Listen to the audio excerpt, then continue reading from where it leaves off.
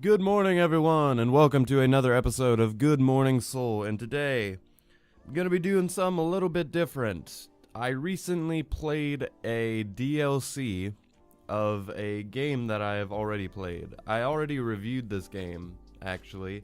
Life is Strange Before the Storm. The review is up on my channel, my main channel, and so I recently played through this bonus episode where basically, if you haven't played Life is Strange or its prequel game, Life is Strange Before the Storm, this video probably won't make that much sense to you, and that's okay. But for those who are interested, here it is, my review of this bonus episode, because I don't really know any other format for reviewing like short little DLC packages that probably don't matter all that much in the grand scheme of things. And I've played through a lot of really good DLC with games like Fallout 3. I want to eventually play the Mass Effect DLCs, and there's a lot of like big packages out there that I've yet to get through that I would like to experience. I haven't played through like the Skyrim DLCs. Those could be fun. So I thought, hey, like, I can just make quick Good Morning Soul episode kind of reviews for those. So that's what I'm doing here today. And this episode was like an hour long, and for those who don't know what it's already about, the prequel Life is Strange Before the Storm was all about Chloe before she... It was like a couple years before the game started, and now we're gonna rewind the clock even further to when Chloe and Max were like little preteens who play pirates together and do a bunch of dumb shit. And this is right before Max moves across the country and deserts her friend forever. So this whole time we have this like bittersweet feeling knowing that this is Chloe and Max's farewell.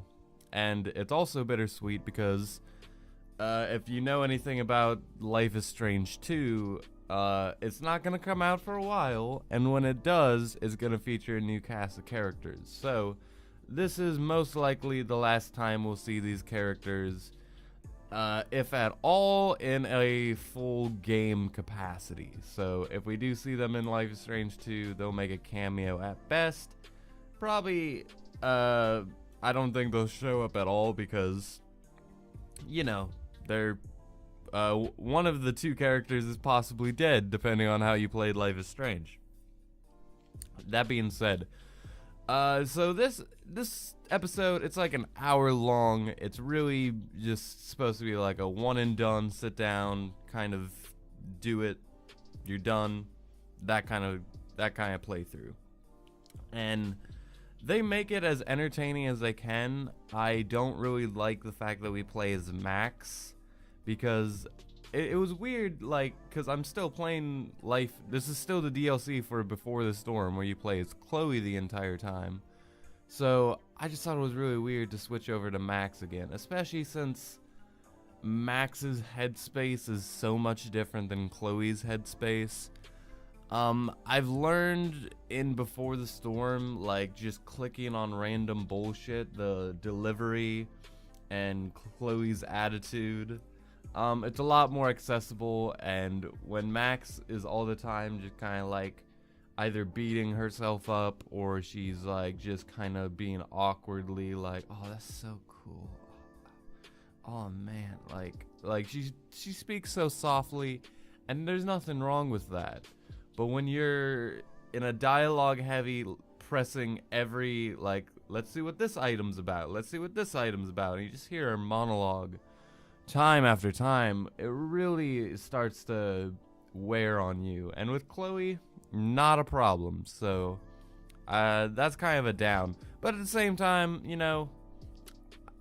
I like playing as Max. I played 5 episodes with her in the original game, and that was a great time. That was like one of my favorite games ever, so I would happily take it again.